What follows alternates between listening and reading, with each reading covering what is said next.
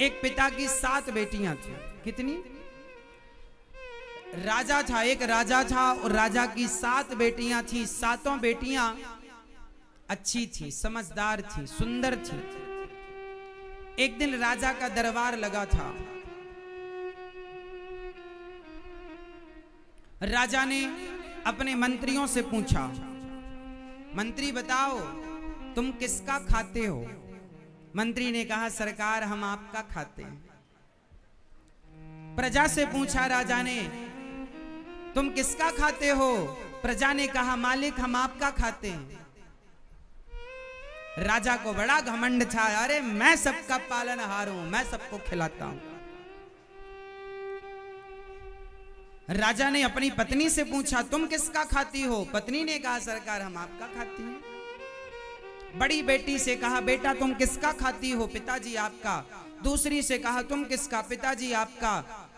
तीसरी से पूछा, पिताजी आपका। चौथी से पिताजी आपका। 5वीं, 6ठी, 7वीं बेटी से पूछा, बेटी तुम किसका खाती हो? उस बेटी ने बिल्कुल सही उत्तर दिया, पिताजी मैं तो भगवान का दिया अपने भाग्य का खाती हूं, ईश्वर का दिया अपने भाग्य का, जो मेरे भाग्य में है, जो विधाता खिलाएगा खाऊंगी। पिता को बात बड़ी बुरी लगी कि मेरी बेटी ऐसा कह रही है। उस पिता ने बेटी का विवाह, 6 बेटियों का विवाह तो अच्छी जगह किया, राजकुमारों के संग, लेकिन 7वीं बेटी के लिए मंत्री से कहा, जाओ इसके लिए ऐसा दुल्हा ढूंढ के लाओ जो अपने पांव से चल भी ना पाए, गरीब हो, खाने के 2 रोटी की भी व्यवस्था ना हो। जंगल में एक लकड़हारा था, लकड़ी काटने गया। अचानक उसे कोई रोग हो गया। वो जंगल में ही कई दिनों से भूखा प्यासा पड़ा था और दुबला पतला हो गया, मरने वाला था, 2-4 दिन में मर जाएगा। मंत्रियों ने बताया, महाराज जंगल में एक आदमी मिला है, बिल्कुल दुबला पतला, मरने की स्थिति में। राजा ने कहा, उसी से मेरी बेटी का विवाह करो, छोटी का। उसने कहा ना कि हम भगवान का दिया, देखते हैं इसको भगवान क्या देते हैं। हम तो देखो अपनी बेटियों का विवाह राजा महाराजाओं से किया, महलों में रह रही हैं, अब देखता हूं किसका भगवान इसे क्या देता है। छोटी बेटी का विवाह उस पिता ने उस लकड़हारे से कर दिया जो मरने वाला था, बीमार था, कोई नहीं था, गरीब, अब लकड़ी काट के गुजारा करने वाला। मैया को जगा दो, सुन ले थोड़ा सा। मेरी माँ 7 दिन सोगी, मुझे पता है। 2-2 बजे तक पंचायत करती हो, 2 बजे तक, और दिन में सोती हो कथा में।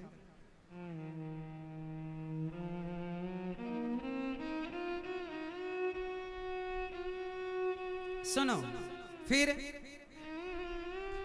लड़की को लेके पिता जंगल गया, वहीं पे ले गया पंडित जी को, वहीं पे वो लड़का खड़ा भी नहीं हो पाया, उसी को उठा करके फेरे करवाए और उस राजा ने अपनी बेटी का विवाह किया। वो कन्यादान इत्यादि करके कुछ नहीं दिया, दहेज में कुछ नहीं दिया। एक बाप ने बेटी को बोले, तेरा भगवान देगा तुझे, तू कहती है कि हम अपने भाग्य का खाती हैं, देखता हूं तेरा भाग्य क्या है। एक पिता ने अपनी 7वीं बेटी को त्याग दिया, ये कहकर कि देखता हूं कि तेरा भगवान तुझे क्या देता है। लेकिन एक बात बताएं मेरी माँ, संसार भले आपको त्याग दे, लेकिन भगवान जब अपनाते हैं ना, तो दुनिया त्याग दे तो कोई फर्क नहीं पड़ता, गोविंद है ना अपनाने वाले। इसलिए परेशान ना हुआ करो कि अब हमारा कोई नहीं है। हैं जिनके नाच जगन्नाथ हो, वो कोई अनाथ नहीं हो सकता। सबके नाच, सबके नाच, नाचों के नाच जगन्नाथ, इसलिए उनके होते हुए कोई अनाथ। इसलिए वो लड़की, अब तो पिताजी चले गए, सारी फौज चली गई, जंगल में अब 2 लोग रह गए, एक लकड़हारा और एक राजा की 7वीं बेटी। दोनों पति पत्नी के रूप में हैं। उस स्त्री ने देखा, सातवीं बेटी ने देखा कि मेरा पति तो चल भी नहीं पाता। उसने पूछा अपने पति से, आपको क्या बीमारी है? उसने बताया कि मैं जंगल में आया, पता नहीं पेट में क्या हो गया, मैं चल भी नहीं पाया और पानी देने वाला भी कोई नहीं बचा। अब वो लड़की पत्नी धर्म निभा रही है। और देखिए, जीवन में स्ट्रगल करना पड़े, मेहनत करना पड़े तो करो। ये ना सोचो कि ये दिन क्यों आ गए, दिन तो आएंगे, अच्छे दिन आए तो बुरे दिन आएंगे। रोना नहीं है, घबराना नहीं है। अच्छे दिन आए हैं तो बुरे दिन भी आएंगे। दिन हमेशा बदलते हैं। पहले गर्मियों के दिन थे, अब बारिश के दिन आ गए। पहले सर्दियों के दिन थे, फिर गर्मियों के दिन। तो दिन तो मौसम भी बदलता है। बोलो हाँ, दिन तो ऋतुएं भी बदलती हैं, दिन तो मौसम भी बदलता है, प्रकृति नेचर भी दिन बदलती है। तो तुम्हारे और हमारे दिन नहीं बदलेंगे। सारा दिन सारा एक सा रहेगा क्या? सब दिन एक से होते हैं क्या? बोलो मेरी माँ। कभी तुम लड़कपन में बच्चे होते हो तो कभी तुम जवान होते हो, तुम्हारे दिन बदल गए। कभी तुम दौड़ते खेलते थे, थकते नहीं थे, अब 4 कदम चलते हो थक जाते हो। दिन बदल गए ना। समय एक सा ना रहेगा साहब, ना लड़कपन सदा रहेगा, ना जवानी सदा रहेगी, ना बुढ़ापा। बदल रहा है संसार, महसूस करो। परिवर्तनशील संसार को महसूस करो। बदल रहा, कभी होठों पे हंसी होती है तो कभी आंखों में आंसू होते हैं। यही बदलाव है। जो लोग कल तक साथ थे वो लोग आज खिलाफ हो गए। यही तो बदलाव है प्रकृति का। संसार में आए हो, इन सब से गुजरना पड़ेगा। हंस के गुजरो, रो के गुजरो। इसलिए हर स्थिति परिस्थिति में भगवान का स्मरण बनाए रखो। वो लड़की कल तक राजमहलों में रहा करती थी। भाई राजा के ठाट वाट तो अलग थे, मस्त खाना, मस्त पहनना, मस्त सब चीजें। अब वो लकड़हारे के संग है, सादे कपड़े में। पति बीमार है, करे तो करे क्या, खड़ा भी नहीं हो पा रहा है। तो शादी होते ही उसके कंधे पर वो सारी जिम्मेदारी आ गई जो एक स्त्री के कंधे पर तब जिम्मेदारी आती है जब पति मर जाए और बच्चे छोटे छोटे हों। जिस स्त्री का पति ना हो और बच्चे छोटे हों, उस स्त्री से पूछो कि जिम्मेदारी क्या होती है। वो स्त्री की स्थिति इसके सामने थी। शादी होते ही उसी दिन से, उसी समय से अब वो जंगल की लकड़ियां काटे और लकड़ी काट काट करके वो पास के शहर गांव में जाए, बेचकर नई नवेली दुल्हन, हाथ की मेहंदी नहीं छूटी, और वो जंगल की लकड़ियां। राजा की बेटी, समय है साहब, समय है। कल तक रानी थी, कल तक राजा की बेटी थी, राजकुमारी थी, अब लकड़हारा की पत्नी हो गई। समय क्या से क्या ना बना दे। इसलिए समय बदलता है और समय तुम्हें न चाहता। तुम्हारी कोई औकात नहीं, हमारी कोई हैसियत नहीं। हम सब समय के अधीन हैं। लोग कितना भी कहते हो कि मैं अपने बेटे को डॉक्टर बनाऊंगा, लोग कितना भी कहते हो मैं अपने बेटे को इंजीनियर बनाऊंगा, जज बनाऊंगा, ये बनाऊं, तुम कितना भी सपना देख लो, लेकिन बनेगा वही जो समय उसे बनाएगा। वो तो समय आएगा तो पता चलेगा कि तुम्हारा बेटा क्या बनेगा। तुम सपने कितने भी देख लो, तैयारियां कितनी भी कर लो, पर समय जो बनाएगा वो बनना पड़ेगा। समय कहेगा कि आलू का ठेला लगाओ तो ठेला लगाना पड़ेगा। समय कहेगा कि भीख मांगो तो भीख मांगना पड़ेगा। तुम कितना भी पढ़ लिख जाओ, लिख जाओ, क्या बड़े बड़े पढ़े लिखे इंजीनियर लोग क्या पानी पूरी का ठेला नहीं लगा रहे हैं? क्या सब्जी नहीं बेच रहे हैं? समय सब कराता है मेरी माँ। इसलिए तुम्हारे हाथ में तुम्हारे बच्चों की डोर नहीं है। तुम माँ बाप हो, अच्छा सोच सकते हो बच्चों के लिए, पर होगा वही, हुई है सोई जो राम रचि राखा। यही विधि का विधान है। इस जरा जरा सी बात को आदमी समझ ले तो सुखी हो जाए, टेंशन फ्री हो जाए, पर ना जाने कब तुम्हारी खोपड़ी में घुसेगी ये बातें।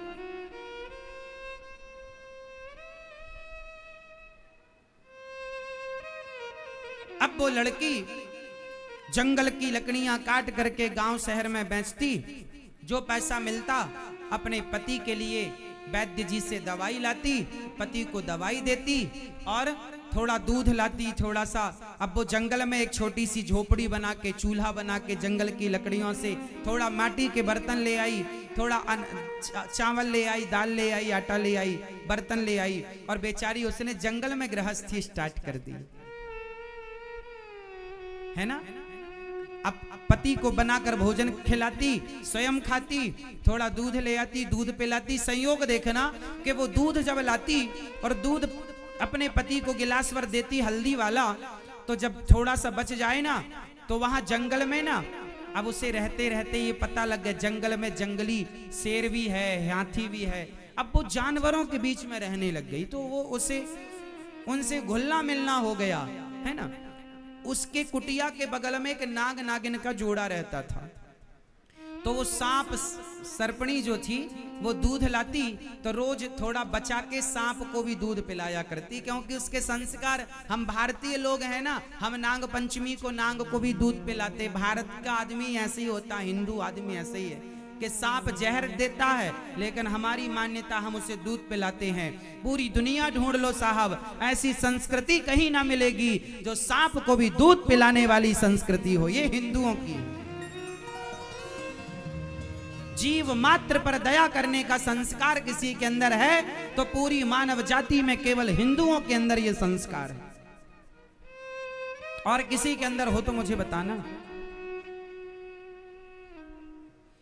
सांप को दूध पिलाती, संयोग देखो धीरे धीरे उसका पति स्वस्थ होने लगा, धीरे धीरे उसका पति स्वस्थ होने लगा, ठीक होने लगा, खड़ा होने लगा, चलने लगा, वो जंगल की लकड़ी काटने लगा, बाजार जाने लगा, वहां से पैसे लाने लगा। इसने बड़े प्रेम से वो सांप सर्पणी को, नाग नागिन को दूध, तो ये रोज नियम बन गया पिलाना पिलाना।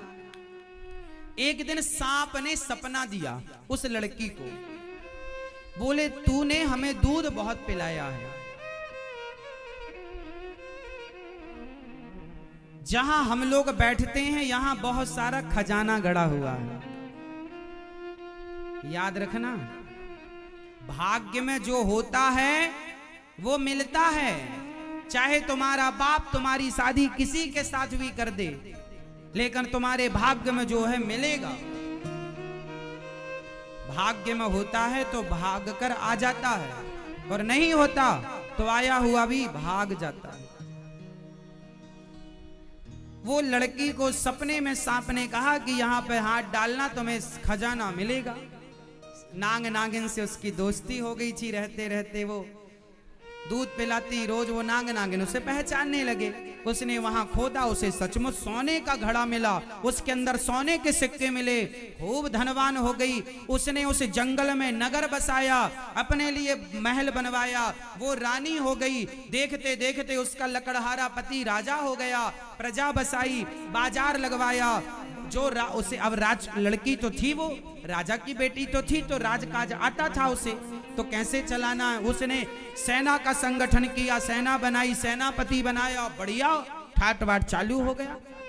टैक्स लेने लग गई और प्रजा की सेवा, खूब लंगर भंडारा लगवाया, कोई मेरे राज्य में भूखा नहीं रहेगा, खूब भंडारा, खूब दान पुण्य किया।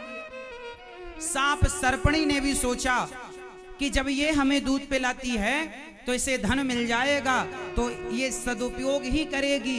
याद रखना, भगवान भी धन उसी को देते हैं जो अपने धन का सदुपयोग करता है। ईश्वर कहते हैं तूने सही जगह खर्च किया, तुझे देने से ठीक है, तू सेवा करता है। जो अपने परिवार में ही लगा रहता है, केवल अपना ही पेट भरे और सुरा सुंदरी में लगाए, भगवान उन्हें ज्यादा दिन देख के देख लेते, तुझे देने का लाभ नहीं। वो लड़की देखते देखते महारानी हो गई। एक दिन की बात है कि वो रोज का नियम था कि वो रोज सबको, अब 20 साल हो गए इस बात को। कितने साल हो गए? 20 साल हो गए। एक दिन वो प्रजा को भोजन परोस रही थी कि तभी उसने देखा कि उसका बूढ़ा बाप लाइन में लगा था। तो लड़की है, अपने बाप को कैसा भी हो, कितना भी समय बीत जाए पर पहचान तो लेती। उस लड़की ने पहचान लिया। अच्छा, लाइन में केवल अकेला बाप नहीं था, उसकी 6 बहनें भी लगी थी। लड़की ने पहचान लिया, पिताजी आप।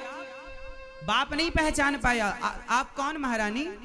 पिताजी भूल गए, मैं आपकी बेटी साध्वी, लकड़हारे से ब्याह किया था आपने। आपने पूछा था किसका खाती हो, मैंने कहा था भगवान का दिया भाग्य का खाती हूँ। तो देखो ना, भगवान का दिया भाग्य का, जब भगवान पर विश्वास रखो ना पिताजी, तो वो सिर्फ उसका दिया हम नहीं, भगवान निमित्त बना के सबको खिलाते हैं। देखो आज आप भी खाने आए हैं, बताइए पर आपकी ये दुर्गति कैसे हुई कि आपको रोटी के लिए लाइन में लगना पड़ रहा?